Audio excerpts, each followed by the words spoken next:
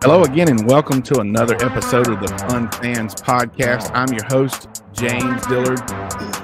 With me, as always, my co-host, Bailey Jackson. How you doing, Bailey? I'm good. Glad to be here. Music was a little loud tonight. It was. Got getting crunk up in here. We got a great show. Got a great show. We're going to get crunk. We're going to talk about Clemson basketball, and Bailey may or may not get a little fired up.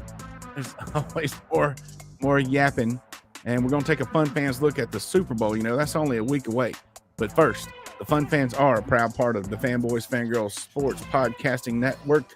If you're a true sports fan, the Fanboys Fangirls is perfect for you. Find various nationwide podcasts and other sports media at thefanboys.com and all forms of social media. I think the Fanboys just added a network partnership with the Atlanta Falcons. So looking for nationwide sports media. We're not joking. But the Fun Fans here, we are the official podcast for Clemson fans. That's right, and we are happy to have Reuben's Food, Sports, Spirits, and Catering, the best wings around, with 2 locations in the upstate. Check them out at 1083 Batesville Road in Greer, 11028 Anderson Road in Piedmont, or look them up online at ReubenC.com. Reuben's is simply a great place to eat for all sports fans. That's right. All right, Bailey, let's get the bad news stuff out of the way. So we talked. I said a couple weeks ago, I believe that it might be a normal thing. We'll come on here every show and talk about something great with the new gymnastics team, and but they lost their last meet recently by 0.7 of a point. 0.7. So those gymnastics meets are I'm gonna act like everybody else now. Fire the coach. Fire the coach. Hashtag fire the coach. They don't win every game, every meet. Every meet. Yeah, that's right. Especially makes you mad. It was to NC State, so that just makes it worse, right? Yeah, true. Textile Bowl. And the other bad news, it was a sad sports moment this week whenever you found out Carl Weathers passed away. Good old Chubbs. Apollo. Yeah, well, Apollo Creed. It's classic. He found out you better train for that rematch. That's right. That's right. A lot of really great roles, and a great actor, and a really, really good athlete in real life as well. But anyway, all right, enough of the bad news. Let's talk about Clemson basketball, because it's full of nothing but good news. So I give my 2 cents worth on this game. First of all, I love how our players, they play hard. I mean, when you're just watching and they're doing and they're executing and this, that, and other, there's no quit, there's no give up. There's times in the long game and they're getting down by points and whatnot, but it's just like they somewhat have that punch a clock mentality. It seems, at least, it's what I get just watching the game, and I love that. But you tell me, but to me, one thing, it's like we just turn the ball over a lot. And maybe a little bit more. Everybody turns the ball over every once in a while, right? So I know it's not like football, but it seems like we turn the ball over a little too much. And you tell me, for real, on your expertise here, it looks like our defense may not be getting executed at I'm talking about high level. I mean, we're a good team, but is our defense being executed at a high level? And that's what it seems like. Maybe it's not to me. But the bottom line is, for the game as a whole, and we did this against Duke, probably some other games, we get down by too many points and then we have to battle back, and we're just as good as them, but we've gotten down by these points and had to make it some really, really close game at the end. And a lot of those, I mean, it turns into like a 50-50 thing, and so far the 50s hadn't gone the Tigers' way either time. So what's your take on the defense, for real? Well, I don't. We only turned it over 4 times yesterday. Really? They actually had 6. It's the timing of a couple of the turnovers. Maybe that's what it is. Which stand out, and it's just the games that we have gotten down, that Clemson has gotten down in, is because we did not shoot the ball well during that stretch, and it seems to have happened in both games the last two Saturdays in the first, I'll call it like between the 12-minute mark and the 8-minute or 4-minute mark in the first half. And we've lost two games by a point the last two Saturdays. So Right. Defensively, they're not. There's no doubt they're not as good as they have been in the past defensively because they're better offensively. So, I mean, they picked up Joe Girard, who played zone for 4 years at. I mean, they played 2-3 zone at Syracuse. Everybody knows that they did. So when you say in the past, you mean previous years? I mean, they're still a pretty good defensive team. Right. Virginia. Let's look at. Well, that's what I meant about the high level thing. Well, I mean,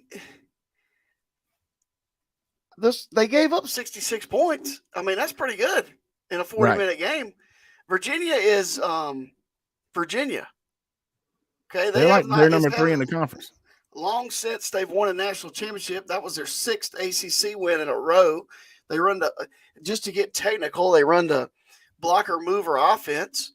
And it's very difficult to defend because they continue to run it no matter what. And if you heard the announcers talking about how you were playing the curl off of the down screen, two times in clutch situations, we did not drop coverage and force a little in-between jump shot. We came up on the guy coming off on the curl, and they hit the pocket pass for the layup to the big guy. So that was it is what it is. I mean, Virginia's good, really good. They're the number 2 ranked defensive team in the country. The pack line defense is, trust me when I tell you, that's what we ran on my teams for 27 years. And I got it off a VHS video from a guy named Dick Bennett with Tony Bennett as a player in the video. Okay, so. That's funny. It just is what it is. We can say this and that and whatever. We play hard. You got to put the ball in the basket, and you got to keep them from putting the ball in the basket. And the guys they got some seriously well-timed offensive rebounds. I mean, they just did. The announcers kept saying they're killing them on the glass. Okay, they've got 15 offensive rebounds. Clemson got 13 offensive rebounds. All right.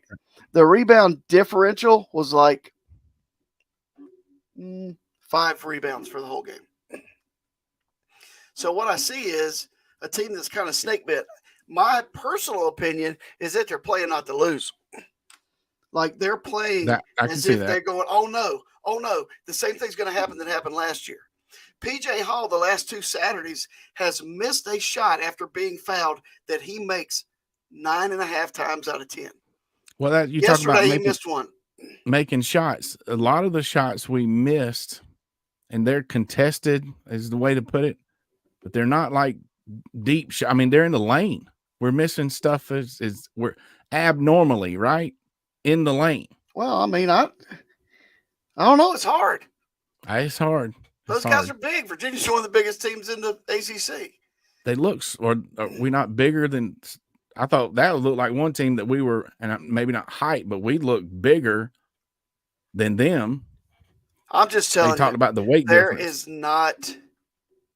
And Virginia, if I went back and I broke that game down like I would a game that I coached, Virginia didn't shoot a lot of wide open shots. And they were guarded, and they made them. So, I mean, it is what it is. I mean, Clemson actually did shoot, it ended up 7 out of 20 from 3. That's pretty good, 35%. But it was they got to stretch that out over the course of the game, And Girard is speaking of. Go ahead.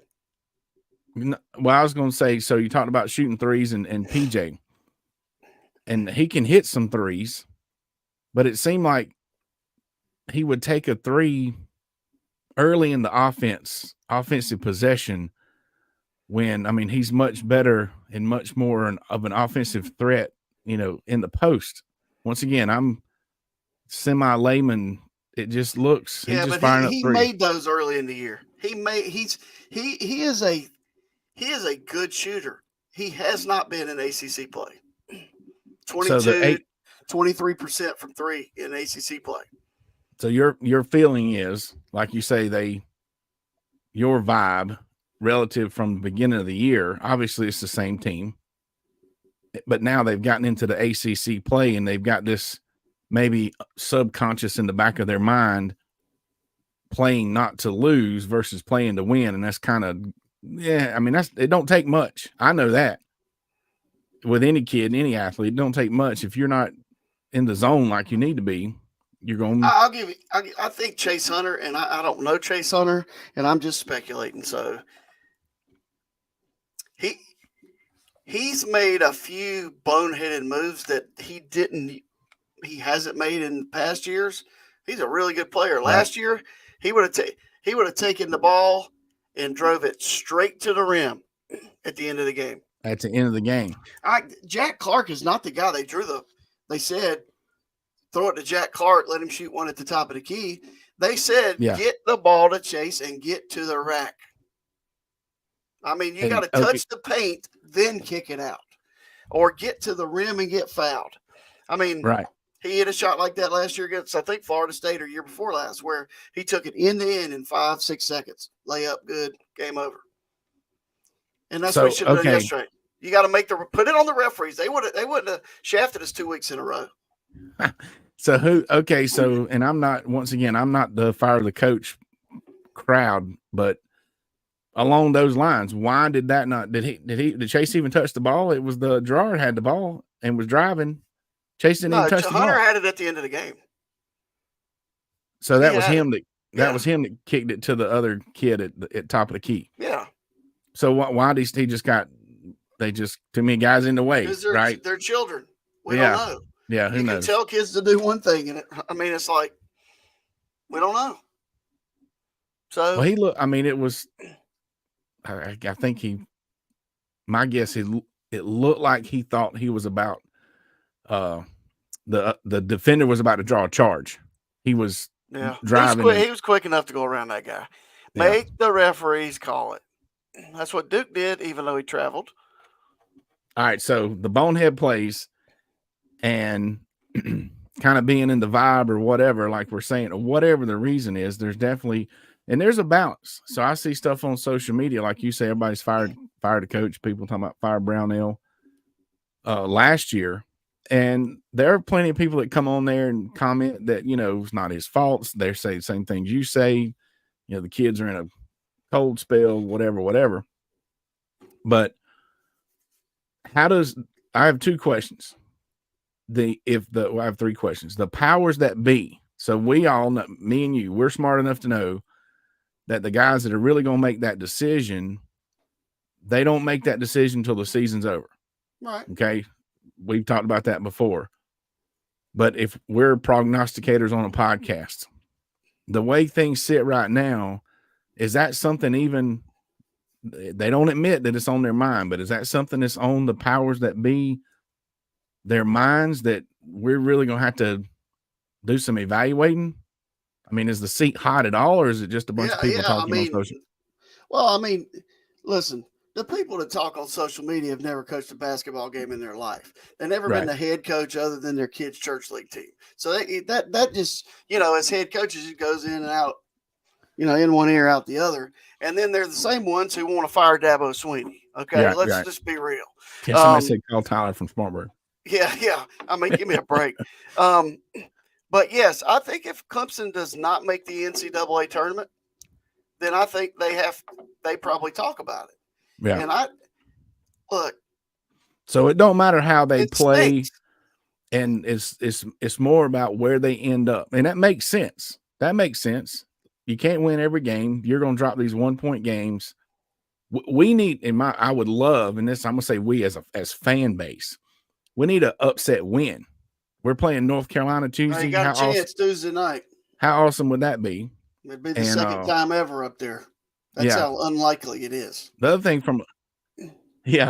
from a fan standpoint is, like we kind of touched on a little bit, the beginning of the season, the wins brought us all these super high expectations. And then, it's kind of been like, hadn't really produced those. And that's, you can't help but be a little bit disappointed, but you're still pulling for them. There's, like you say, they're kids, they're Tigers, and there's still plenty of time. But the TV guys kept saying that Clemson is a projected 7 seed or whatever. Right. They were 4 2 weeks ago. And Virginia is like on the bubble. Right. So every Tuesday, Joe Lenardi comes out with his bracketology. It's all based on metrics. You're a math guy. Yeah. Clemson's wins are outstanding. But they were before Christmas. Does that not matter? It don't matter. The Gamecock win is through the roof now. That's unreal. I mean, they're playing great. Okay. And I thought they were good. It all goes back to this metrics thing. Now, look, Clemson. Is that really what they go by, or is this just some guy? That's really what they go by. Look up kenpom.com. Okay. KENPOM. It'll give you the metrics of everything. Everything is included. And that's what the people that pick the teams go by. It's given a lot of weight. Now, everybody's talking about how the ACC is only going to get 3 or 4 teams in. I'm not buying it. The bottom of the ACC is not great, but from the middle up, there's some good teams. Yeah. I mean, there's some really good teams. Now, it's going to matter how you're playing at that time. Right then, at that time, Clemson needs to get out of this little funk. And they've won 1 time at North Carolina. It probably is not going to happen. Yeah. But there's a chance. There's always a chance. North Carolina's playing great. North Carolina's one of the best teams in the country. All right, yes. Virginia's playing great. All right, so Clemson was playing great early in the year. Teams go through these valleys and these, it's like being on a roller coaster. And everybody just gets paid to talk about it, talks about it. Well, I don't get paid a whole lot to talk about it, but I'm pulling for the Tigers no matter what. So the metrics is in our favor, but so fill in the blank. Clemson must win blank more games to get in the dance. 6. And you need at least one in the ACC tournament. Is that included in the 6, or that would make 7? Let's just take a quick peek. They still have like 11 games left in the regular season. Okay, something like that. Let me. So we need to do just a little more than 500 from here on out. Get at least 1 win in the tournament. A couple would be nice. They have 10 games left. What they need to go 6 out of 10 and win one in the ACC tournament. And they would be. We can do it. 21 and something. Yeah. But let's just look at them real quick. Since we're talking, we don't have a guest. We got time. Tuesday night, they'll be double-digit underdogs Tuesday night. Correct. Next Saturday, at Syracuse. Syracuse is much better than they were expected, and it's at the old Carrier Dome. The next Wednesday, Miami comes to Clemson. That's a rematch. Miami is a tough team to defend. NC State at Clemson the next Saturday. Then Clemson goes to Georgia Tech, and they owe them a little something for that. And then they have Florida State and Pitt. So after the North Carolina game, they're all winnable. Yeah. All right. And then you got Notre Dame, who's just a JV team this year for whatever reason, but it's at Notre Dame.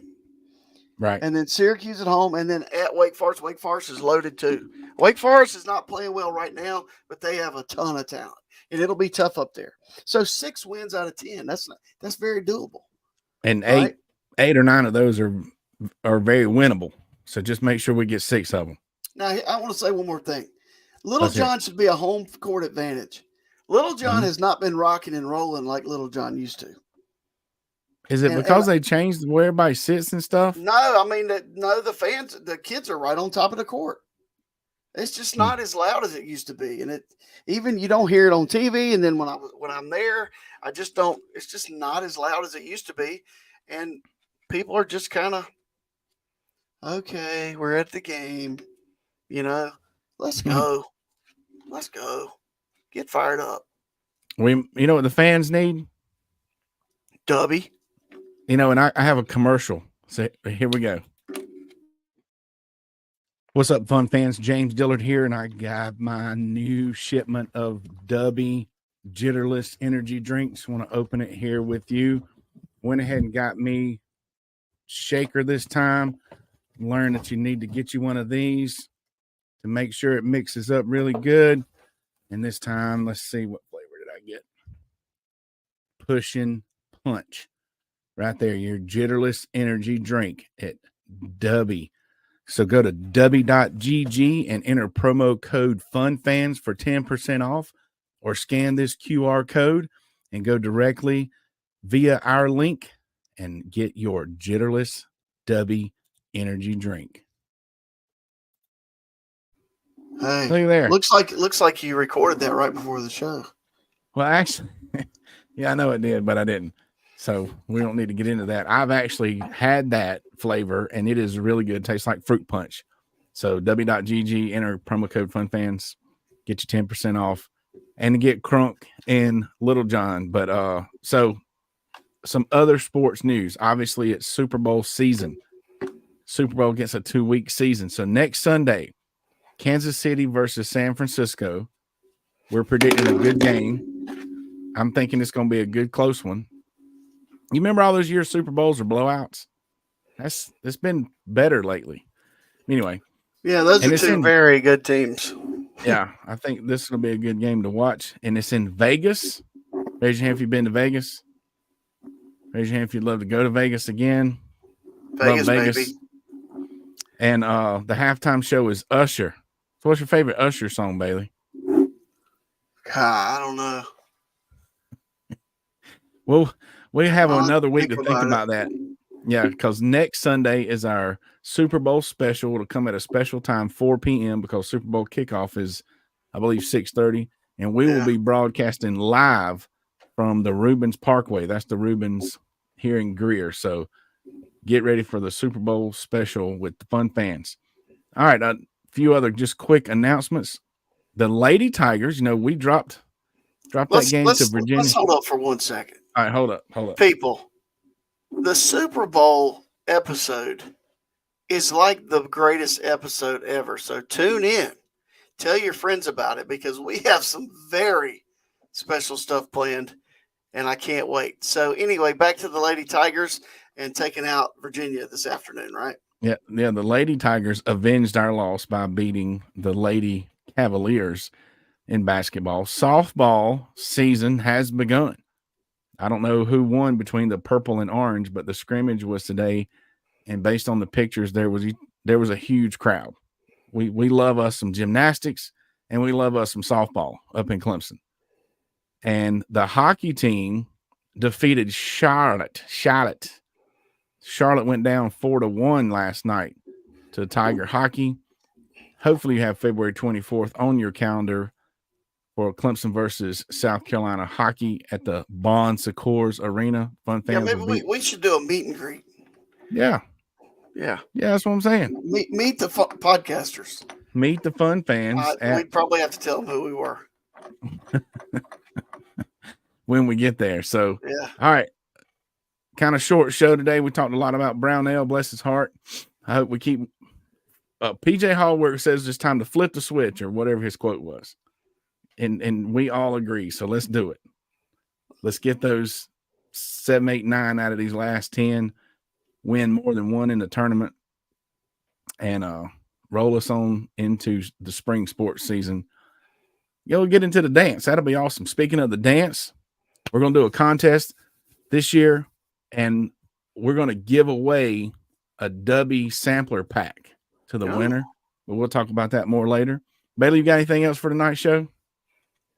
No, I'm still all in, and I'm always going to be all in. Always. Like I said last week, my love for Clemson is unconditional. Always unconditional. Hope you enjoy the show. And the team's good. They just got some work to do. They'll get it done. And, they need our support, like we talked about. They got snake bit. They do. If the last thing to do is to whine, go in there into the arena, like Bailey says, and get crunk. So, and be ready, be prepared for the Super Bowl special. next Yeah. Sunday, because it's going to be, as the kids would say, it's going to be lit. Yeah. Do they still say that? All right, but thanks again for checking us out each and every Sunday and Wednesday. Don't forget to click subscribe on the Fun Fans Podcast YouTube channel, as well as your favorite podcast platform. Follow us on social media and share the show on behalf of the Fun Fans Podcast, J Thriller Entertainment, the Fanboys Fangirls Podcast Network, and Bailey Jackson. It's going to be awesome Wednesday after the Tigers upset the Tar Heels on the road. I will be lit for sure. Can't wait for that show. Go That's Tigers. right.